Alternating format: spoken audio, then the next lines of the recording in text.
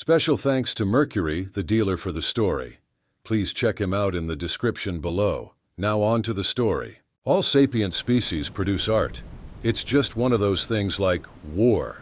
Every species does it differently, be it because of a quirk of their biology or simple environmental circumstances. But they all end up expressing themselves. Some really like poetry, some music, some even do all of it at once. Wealthy empires, the very wealthy empire to be more exact, will sometimes use entire planets as art pieces, turning continents into canvases for beautiful paintings, or paper for their poems of honor and glory. We all thought it was impossible, extravagance, until we met human art. Our first contact with humanity, much like most first contacts, wasn't made by any diplomatic force. Instead, one of our scout ships found an anomaly in a nearby system and went there to check it out. It was absolute chaos there. A system with 5 asteroid belts, except that instead of the usual boring rocks, these ones were full of green. Millions upon millions of Dyson trees had completely occupied the belts, filling them with life. Strange creatures roamed the void between the trees. When I say strange, I don't mean in the usual way, how void-born creatures are strange to our natural planet-side adapted instincts. I mean as in, they looked like planetary birds. They had wings, feathers, beaks. Of all shapes and sizes, they were meant to fly in atmosphere, not in the void. Those weren't even the most bizarre creatures there. Some looked like felines with weird yellow and black patterns on their skin, and others like giant armored, semi-aquatic reptiles. Many of the creatures there were absolutely gigantic. A few were the size of capital ships, some bigger. The scout ship tried to take a sample of one of the Dyson trees in a desperate attempt to understand exactly what was going on, but they were stopped and apprehended by another ship. It didn't match any known designs at the time, but the sheer amount of weapons detected on it was enough to make the crew comply. What was the reason for their apprehension?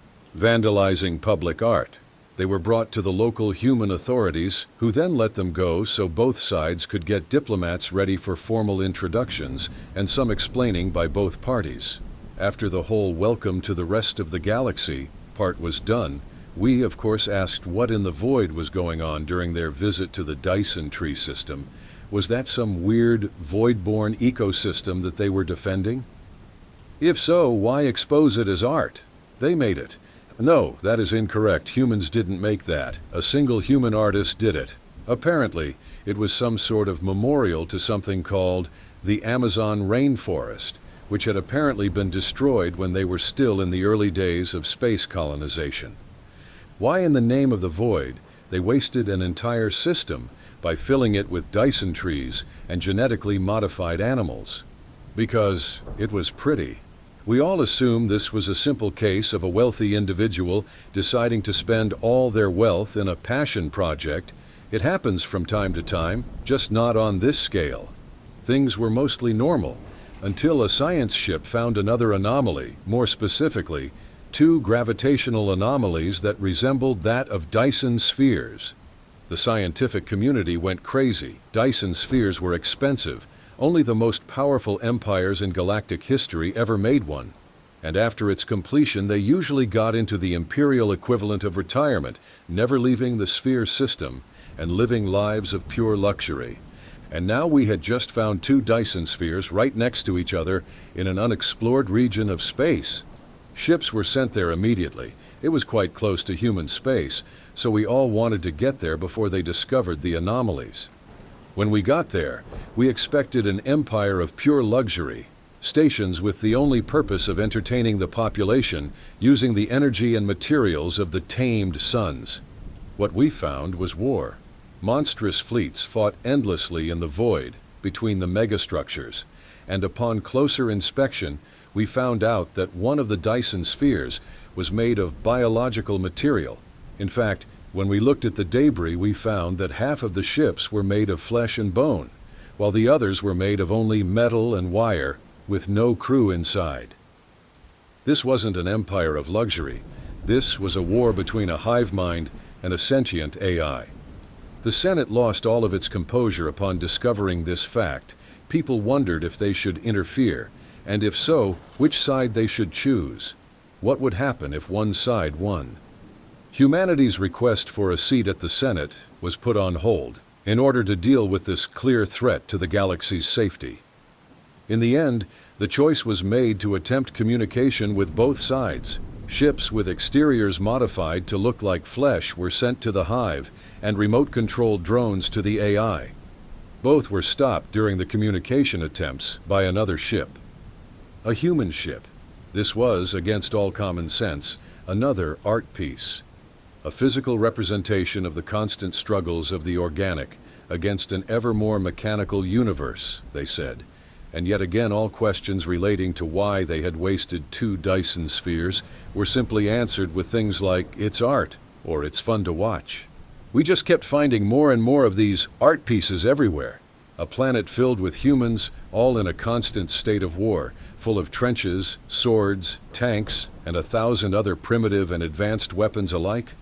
Yea, those were clones with no sentience programmed to kill the opposing sides. Why? To show the horrors of war and how it never truly changes, no matter the technology level used, of course. A system where one AI that only uses red equipment fights another AI that only uses blue equipment using strange animal-shaped machines. The animals are apparently called elephants and donkeys, respectively. Why are the two fighting? To show the needless bickering among the Republican and Democrat parties, whatever those are. A star that is filled with giant ships that go in and out of it? Those are ships adapted to survive the inside of stars and show them to the people inside. Why would you do that? Because parents and schools want to show their kids how stars work in a more hands-on approach. Void have mercy. We decided to stop looking at anomalies near human space. In fact, we decided to stop looking at human space at all. Even their seat in the Senate was denied. Mostly because the other members were scared of how powerful humanity was. Without humanity, to fuck up all of our conceived notions of what was reasonable, we hoped things would go back to normalcy. Until the alvarium came. The alvarium were an extragalactic invader, a biological hive mind bigger and stronger than anything we had ever seen. Some empires tried to stop them, but they just kept coming.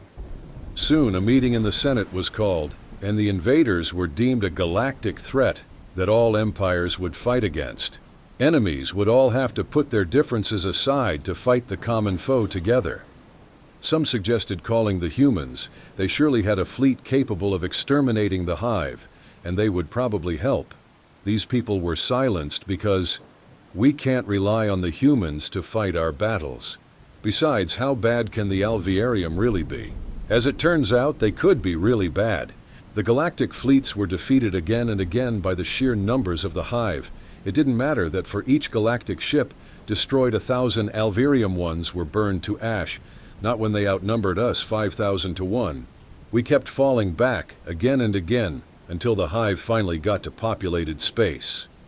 This was our doom, we sure of it. Even the humans couldn't possibly get there in time to kick down the hive. Our egos would be our doom. Until a fleet appeared in the sky. Well, not a fleet. It was just a single ship so enormous that our scanner assumed it was a fleet. The ship's sheer size was not the strangest thing about it. The strangest thing was it looked like a ship. Like an actual ship used for water, not a spaceship meant for the void.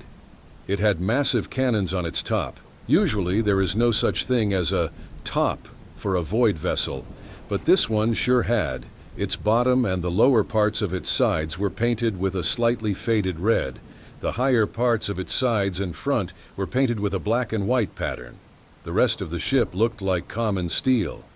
The ship slowly turned to face the alvarium, perfectly mimicking the rotation speed of ancient water battleships. It fired. Projectiles the size of corvettes shot out from its mighty cannons. Fire and death rained from its machine guns. Human crew, the size of carriers, walked everywhere on the top of the ship. Some even fell, almost as if they were under the effect of gravity, which given the size of the thing they probably were, just not to such an extent. After 15 minutes it was all done. The hive's fleets were all just evaporated.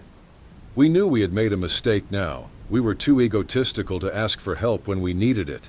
And yet the humans still sent what was clearly their best and weirdest ship to help us.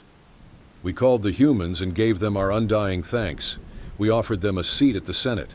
We even renamed the system where their brave ship fought to human strength in their honor. They asked us, what ship? Both parties were very confused now. That confusion grew for weeks until the ship reappeared in the void next to the Senate's station. A single normal-sized human came out of it, wearing a void suit, and asked to speak to the Senate. Yay, sorry guys. I wanted to test how my model Bismarck would do against a small threat. I'm guessing I destroyed a training hive or something? Sorry, I went a bit too hard on the weapons. I can pay for another one if it's bothering you this much. That day it was decided by unanimous vote of all the Senate that humans would be alerted of any and all possible galactic threats. In return, humanity was to keep all human artists and their creations, at least 50 systems, away from non-human populated territories. If you enjoyed this story and wants to support us, please leave a like and subscribe to our channel. And for every comment that comments heart, I will heart every single one of them. Thank you for your time.